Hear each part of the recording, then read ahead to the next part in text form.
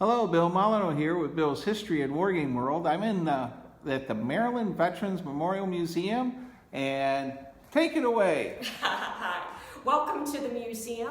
My name is Connie. I am an ambassador here at the museum. Our exhibits are open on Saturdays and Sundays from 11 a.m. to 4 p.m. As recently, our outdoor exhibits are open 24/7. Our gate is now open. We can enjoy our outdoor exhibits of vehicles and the memorial garden for the, Keep going, you're doing great. And you can enjoy our memorial garden by the Daughters of the American Revolution, a Never Forget garden in honor of the 100th anniversary of the Tomb of the Unknown Soldier on our grounds. Well, thank you very much, and we're going to walk around and do a video. This is my second time here. I loved it when I was here in November, and you have more new things I see have been added to your exhibits. So we're going to walk around, and when we leave, we're going to chit-chat with you and say thank you, and we might have a couple questions for you. Great, fantastic. Welcome back. Thank you. You're very welcome. This is one of our kiosks. This is a touch screen. And this gives anybody, especially children who love to put their hands on things, anybody can use it. We have a little guide for the history buffs of each conflict where we have a gallery. And as you can see with the touch screen, you can make it bigger, you can make it smaller. And these, on the table of contents, these are all anchor links. So for example, if you want to learn more about the evacuation of Saigon, you can just click it and it takes you right to a story. That is pretty cool. Now, if you, a quick way to get back to the table of contents, because not everybody is going to have time to stand here and read the entire thing in one visit. So you can go back over here and hit the button that says Vietnam, and it takes you right back to the beginning, and you can pull back up and get the go back to the table of contents. Another interesting feature is we have videos on the left-hand side. For example, here's one that says riverboats. You touch it. Please work. There we go. There we go. And you can watch videos. Wow. And learn more about the conflict with in conjunction with the artifacts. Also based in our bay are units of one of the Navy's newest craft, the River Patrol Boat, or PBR. The PBR, developed from an existing civilian pleasure craft, has been redesigned and equipped for use in... In fact, we are having a Taste of Southern Maryland event in April. It is a benefit for us. Some local businesses have come together to organize it, where we will have a stage with live music. We will have local food vendors, beverage vendors, artisans, other sales type vendors. And what's the date of that? That is April 23rd with the rain date of April 30th. Tickets are $10. They can be purchased on Eventbrite ahead of time, or you can purchase them at the gate. Children 12 and under are free, and the ticket proceeds benefit the museum. All right. Well, we are at Gigi, the Gatling Gun. We got Goober, the traveling bear. And can you tell us a little bit about this Gatling gun? Well, the Gatling gun is on loan here at the museum, and it takes up good space. It's gorgeous. People love to visit her. Goober is very excited to meet Gigi, as we can see. He's got a nice little smile on his face. And we're happy to present it for the limited time that we have it. Well, thank you very much, and thank you for letting Goober check out the Gatling gun. You're very welcome. We are here at the Middle East Gallery, and we have a display in honor of Petty Officer Romeo Resendant. He was an immigrant. However, he grew up here in Charles County and went to high school in Waldorf. And he had the unfortunate to be at the Pentagon on 9/11. And unfortunately, he lost his life there when the airplane crashed. We have one of his uniforms here and a little story about him and who he was. And I read online a anecdote where on that day before the plane crashed, he was on the phone to his mother, and his sister had packed his lunch that morning, and he saw a note that she left in it. And he was very touched that his sister left a note in his lunch. And about 30 minutes later was when the plane came down. Wow. Very nice memorial you have to him to keep his memory alive. Absolutely. Okay. So there's so much to see here. I don't have enough memory in my camera, but we're going to do another snippet of each room, and hopefully it'll entice you to come and visit this wonderful museum. All right. Okay, we are now in the Vietnam Gallery, and our Vietnam Gallery is dedicated to Master Chief Petty Officer Bonnie Kaufman.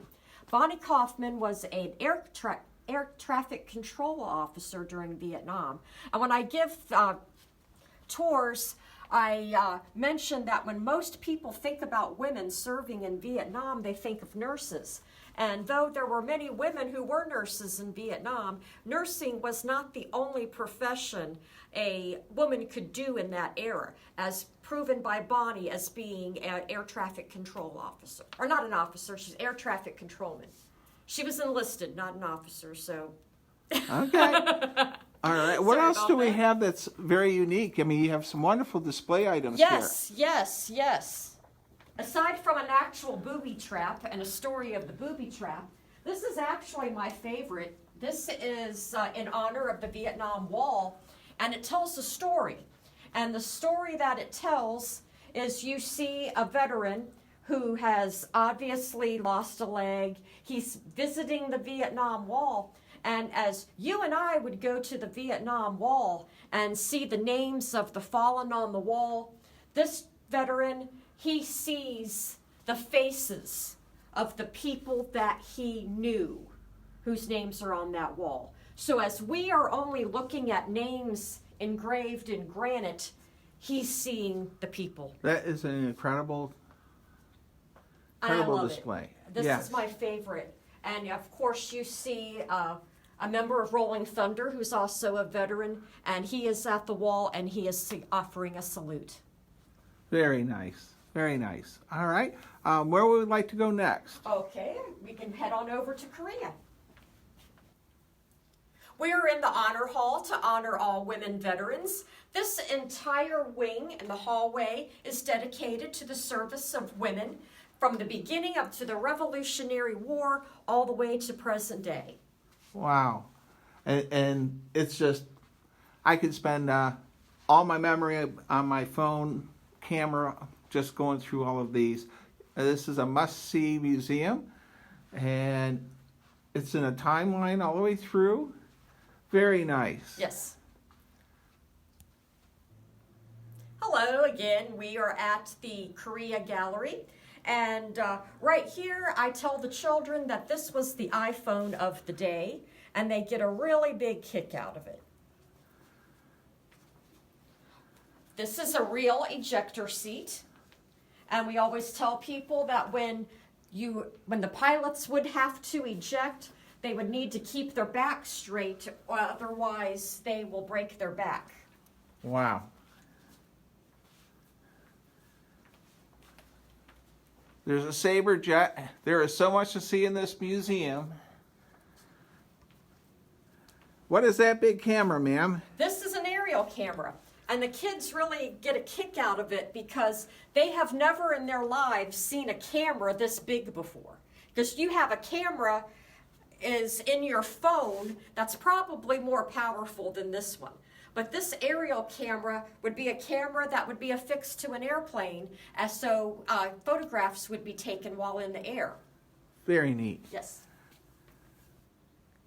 One summer, a visitor came up to me and said, "Somebody put trash in one of your exhibits." I said, "Really? Come show me."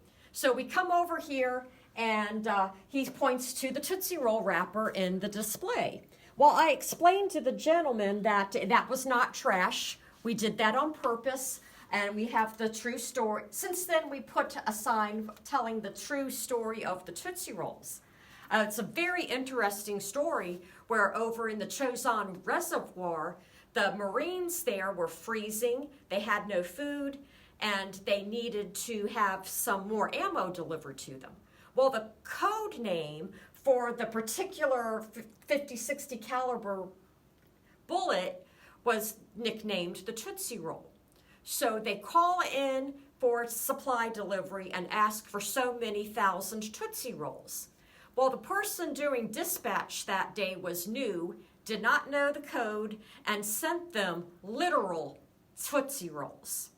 So the Marines received the candy instead of the ammunition, but it ended up being a really good thing for them. And that is because the candy gave up their morale, it gave them something to eat. The texture of the Tootsie Rolls, they could be warmed up and put into plugging holes in ammo cans and refreeze. And it was something that, it ended up being a really good thing. It had an advantage. So the Very frozen good. chosen and the Tootsie I Roll. learned something about the Korean War and the Tootsie Roll. Absolutely. All right, I'm going to pause the camera. This is my personal favorite item in the Korea Gallery. It's the model of the MASH unit. The model was made by an Eagle Scout for his Eagle Scout project. And we have his name and troop number engraved on a plaque. I'll come down to that. My son is an Eagle Scout. So we have to, let me make sure I got that good to give Yes. him the proper credit he deserves. Yes, There we go. This is an awesome, he has the detail all the way down to the photograph picture on the desk. Oh, yeah. Isn't that great? I have a little glare, but we're working around it. Of course, my videos are a little rough, but at least I try. This is an incredible little diorama. All right. All right. And my husband. All right. This is one of my husband's favorite photographs of the Korea conflict. When he was a child, he was attracted to that photo, and something This made one him. here? Yes, this one right here. There was something about this gentleman right here in this photograph that intrigued him. So he did some research on it, and he learned that this is First Lieutenant Baldor Lopez, and he was actually killed just minutes after this photograph was taken. Wow. And what we learned about Lieutenant Lopez is that he was first in World War II. He was in the Navy, and when he came back from World War II, he went to the Naval Academy and served a Marine Corps commission. And then he goes off to Korea. Now, what happened here is that he's in front of his men leading, and he is getting ready to throw a grenade. And as he has his arm up going to throw the grenade, he is shot. And the grenade is live and drops. So he sacrifices himself by jumping on the grenade and saving his men behind him. What a story. Yes.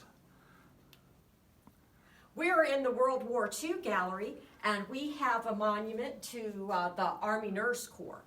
And we have a story of a lady from Charles County. Her name was Rosemary. And back in these days, she wanted to be a flight attendant. And pre-World War II, the airlines only hired nurses to serve as flight attendants. So Rosemary went to become a nurse. So she is later recruited into the Army Nurse Corps and ends up becoming a flight nurse. Wow, very cool. When I was here last time, that display painting, who did that? That is just beautiful. That is a photograph, and I'm sorry to say I do not know the actual artist or the photographer, but I'm glad that you mentioned it because this gallery is dedicated to the memory of Andrew Lawrence. He was a Charles County native, And he was driving a tank during the Battle of the Bulge, and he was injured and taken prisoner by the Germans. And he ended up losing his legs, but being rescued and brought home. And he came back to Charles County, came back to farming, and lived to the age of 99. Wow. Yeah, that's a really cool mural you have here. Yes, this shows the Battle of the Bulge and what environment Andrew Lawrence was in when he was injured as the tank driver and taken prisoner. That three-dimensional belt of ammunition to the machine gun is so cool. Yes, absolutely. And when you do come visit the museum, there are things everywhere, including the ceiling. And I'll pause the camera here and take me to your next spot. We have a diorama of the Battle of Tarawa. It was a very interesting story. At Tarawa, the Marines are fighting and the high tide comes in. And as the high tide comes in, many Marines drowned. And this was actually the event that got the U.S. Navy to decide, I think we need some underwater combat training. So that was when the Navy Frogmen and the UDTs were developed. So now we could train people to actually fight in water like this. And they were the precursor to today's Navy SEALs. So if it weren't for a battle or incidents at the Battle of Tarawa, we may not have Navy SEALs today. Very, very cool. All right. And I could spend I could spend hours in this museum. This is a must-see place. And we're going to the next room. Many people of Charles County residents never knew that Charles County once had a POW camp during World War II. This was in the area of Nanjemoy, and we have a painting here that was done by one of the prisoners. In fact, a local resident who brought us the story was a child where his father owned a machine shop. And the POWs in Nanjemoy, if they weren't working on somebody else's farm, or they were working in this man's machine shop. So some of the German POWs would actually sit at the dinner table with the family. And the young man would go out as a child. He'd play soccer with some of the prisoners, got to know them, and after the war, they became pen pals. Wow. All right. Where are we heading to next? Okay, let's go to World War I. We're heading to World War I, everyone. Here in the World War I gallery, we have some very interesting artifacts. For example, we have authentic World War I posters that have survived for over 100 years. They were given to somebody, and the lady who donated them to us got them from her mother-in-law. Her mother-in-law kept them in her kitchen for decades, and that is how they had been preserved and not thrown away. And the fact that they look the way they do for being over 100 years old is amazing. Wow, very neat. From the United States Food Administration, and she kept them in the kitchen. It's almost like you better clean your plate. There were people starving in World War I. All right. And in this room, there's all kinds of neat historical artifacts. And I don't have enough video memory to show everyone everything in this museum. You have to come here yourself. We're here in another hallway at the other side of the Maryland Veterans Museum. And near our Buffalo Soldier display, we have a mannequin dressed in a replica of a chaplain's uniform of a Buffalo Soldier, next to some exquisite art. Very nice. And the last time I was here, the mural of the Buffalo Soldiers is just incredible. It's some of the artwork you have in this museum is really neat. It's life-size. Right. We actually take photographs and had them enlarged by a local printing company. That's really neat. And we tell the story of Kathy Williams. You got to come here to read her story. All right. We have a few items here from the Spanish-American War. We have a photograph of Teddy Roosevelt and his Rough Riders. And we have a tunic from the era that, it was a band tunic from the era. Okay. We're here in the Revolutionary War Gallery, one of my personal favorite galleries. And over here we have another Eagle Scout project. This is a diorama of the Battle of Brooklyn. This is where the Maryland 400 saves George Washington and the American Revolution. This is over in Brooklyn. You have the redcoats, the British over here. The men in the brown are the Maryland with the Calvert banner. And the gentlemen over here in the blue are Hessians.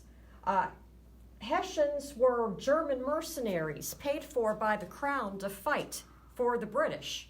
So on this day, the Maryland 400 comes in to give cover for George Washington and his men as they escape New York. And when George Washington was told that the Maryland 400 had came in to cover him, he was quoted as saying, "Good God, what brave souls I lose today." Or, where was it? Oh, let me repeat that. George Washington is quoted as saying, "Good God, what brave fellows I must lose, or this day lose." So Wow. He knew the Maryland 400 gave up their lives to save him and the American Revolution. And Robert Ambrose at Fort Frederick. I think you'll like that flag. Same one we fly, for the most part, back at Fort Frederick. We're here at the Women of the American Revolution display. This one is sponsored by the Port Tobacco chapter, Daughters of the American Revolution. We have a spinning wheel and stories of different women who participated in the American Revolution. And one of my personal favorites is a woman, Margaret Cochran Corbin. Now, actually, this painting does not specifically talk about Mrs. Corbin, but she had done something very, very similar.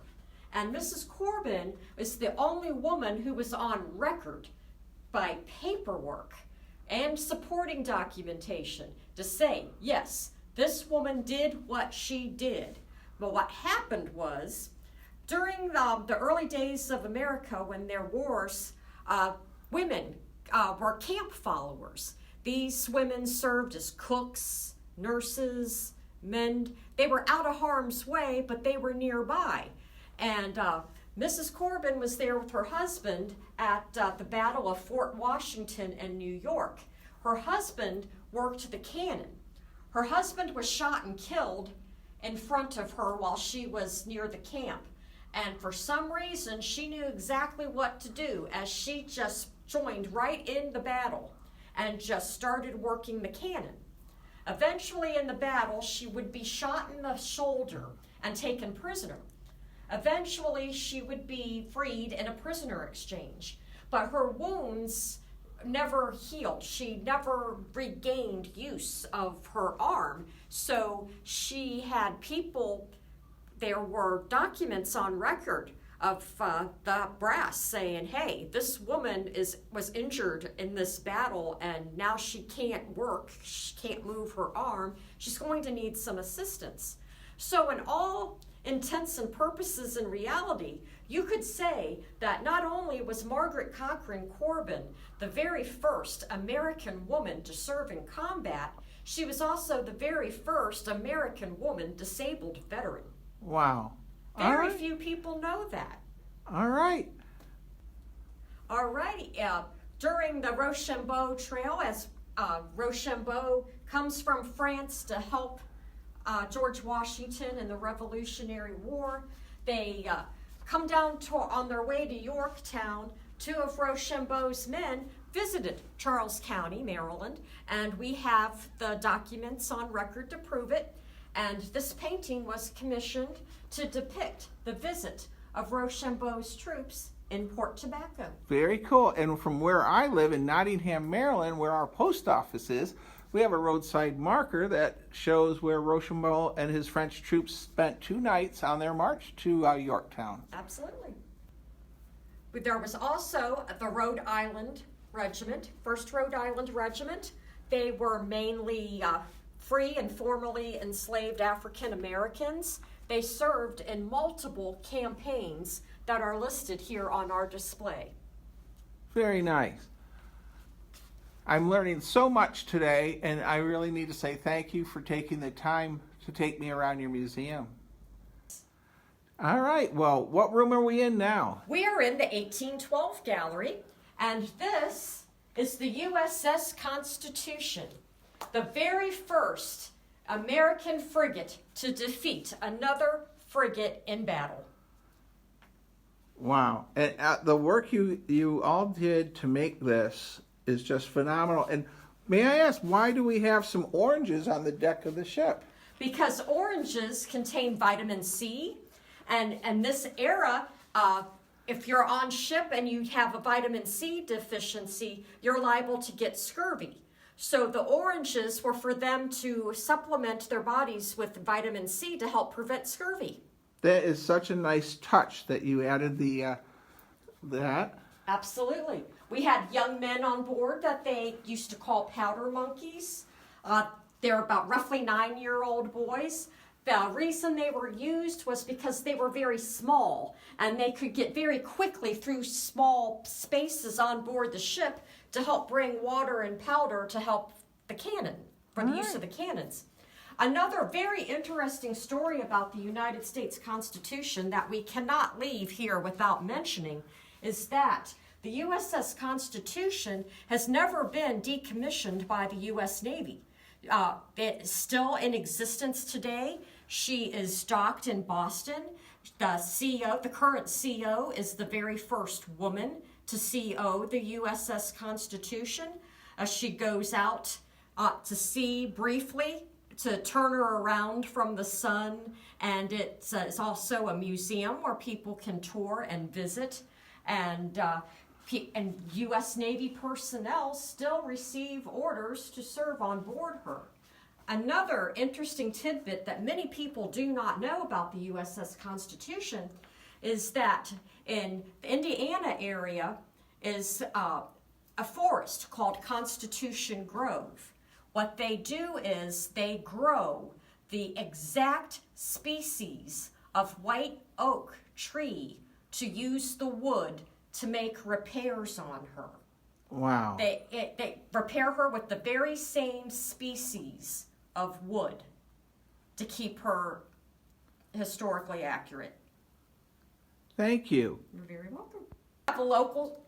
We have a local story here in Charles County, and August of 1814, more British fleet has come in to Benedict at the Patuxent River, and these troops were fresh from fighting Napoleon.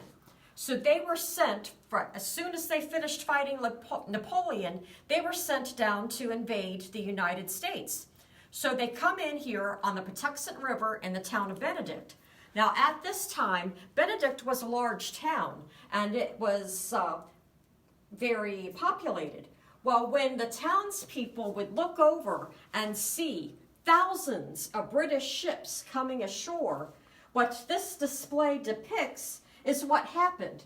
The townspeople literally dropped what they were doing and fled as far as they could.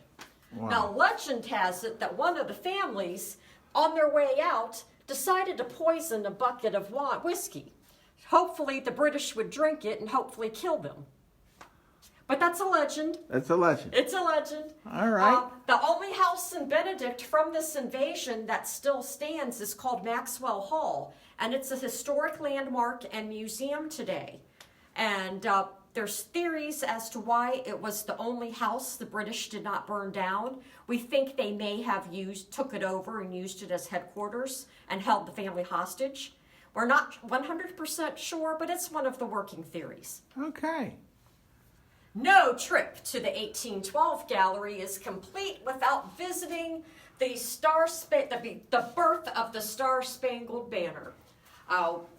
What happened was, another piece of Maryland history, we just talked about the British coming ashore into Benedict. Well, these were the troops who marched from Benedict through Bladensburg in the Battle of Bladensburg while they were on their way to burn Washington, D.C. After the British troops burned Washington, D.C., they had to march back to their ships in Benedict. So on their way, Upper Marlborough freed the 2 British soldiers and took Dr. Beans prisoner for having the nerve to jail their drunken and disorderly own. Well, once this happened, President Madison hired a Georgetown lawyer by the name of Francis Scott Key to go to the British and negotiate the release of Dr. Beans. So what happened is Francis Scott, by then the British have gone back to Benedict, took their ships, moved them up to Baltimore, and they're getting ready to shoot Fort McHenry in Baltimore. So now Francis Scott Key brings a friend, John Skinner, along. They go up to this vessel.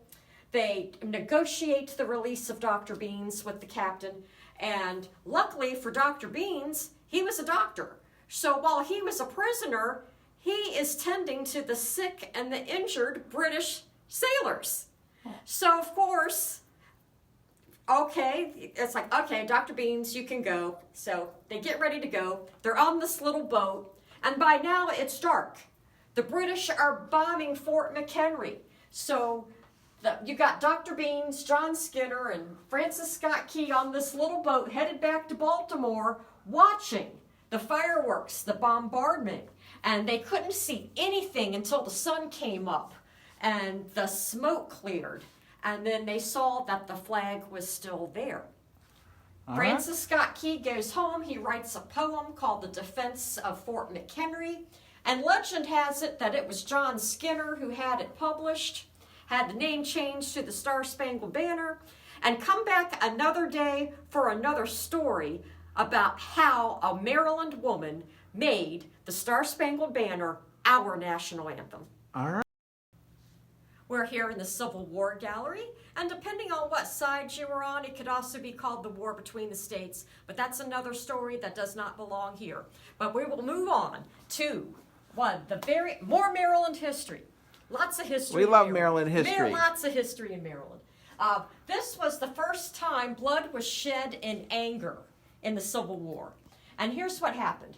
After Fort Sumter, the incident, President Lincoln decides he needs troops to protect Washington, D.C.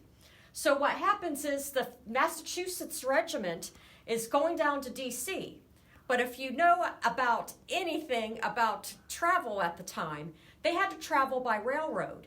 And what happened is when you're traveling south, you had to stop in Baltimore, get off the train, walk several blocks, and get on another train from another part of town. I guess that's so you can make travelers buy things from the local merchants. Got to make some money, right?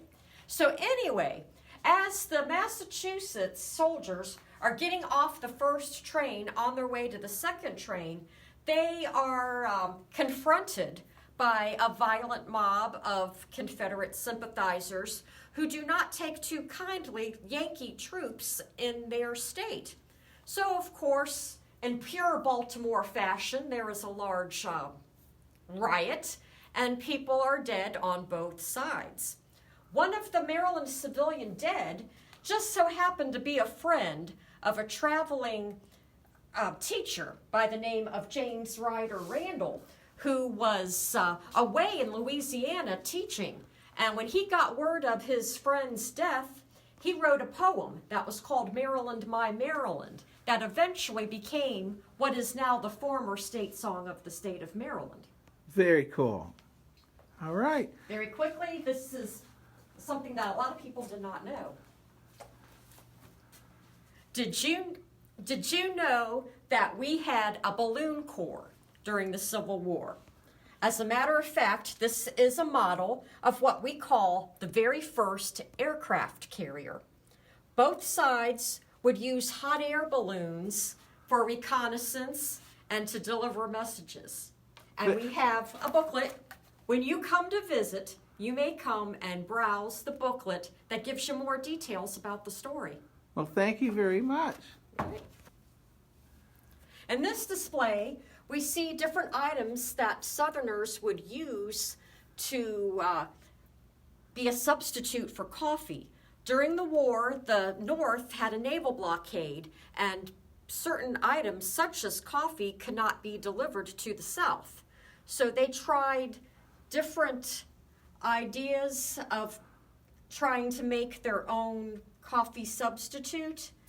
And this is where I jokingly say that this was the actual real reason the South surrendered, was because they had to have coffee.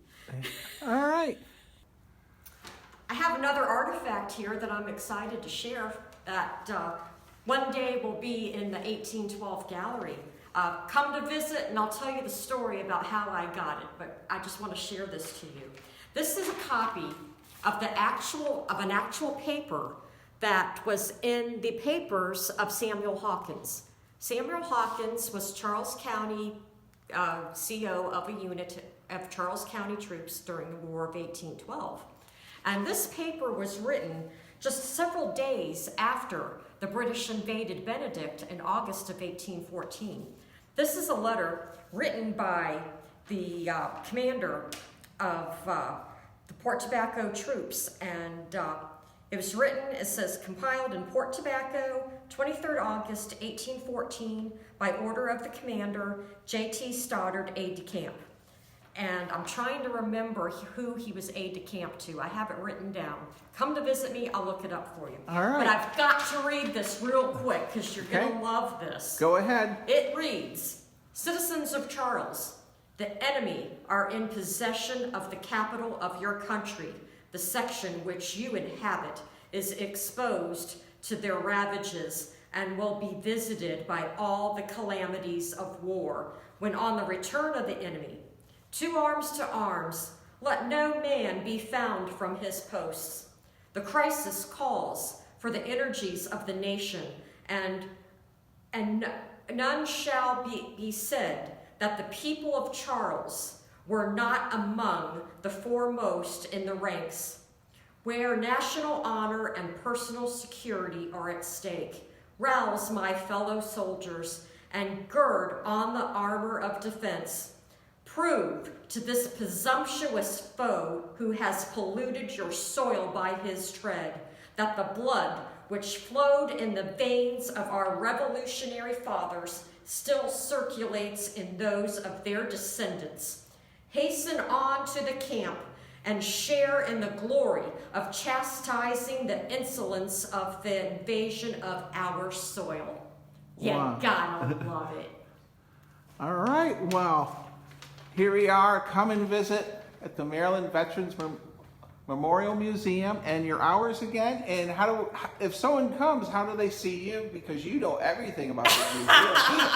I'm here mostly on Sundays. Sometimes I'm here on Saturdays. It depends.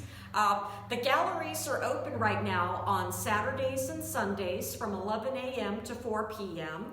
And the outdoor exhibits are now open all the time. So you can come walk the halls, visit the Never Forget garden on the side, visit our vehicles, our new airplane display. Come see us. Can't wait to see you. Thank you very much, and stay safe, be kind, and be courteous, everyone out there.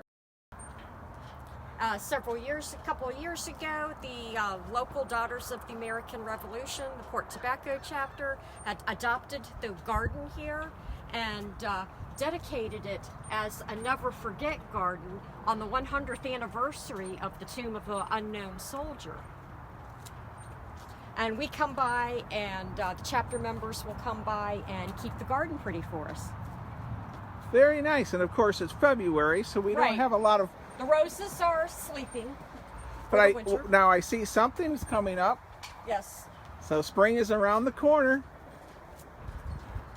Very nice. We're going to go check on the airplane next. But we're very proud of being able to dedicate this garden as a never forget garden. Thank you. Well, we have some wind out here, but I'm hoping just to get a little bit of video of the airplane they just got in. And Goober the Traveling Bear thinks it's really cool.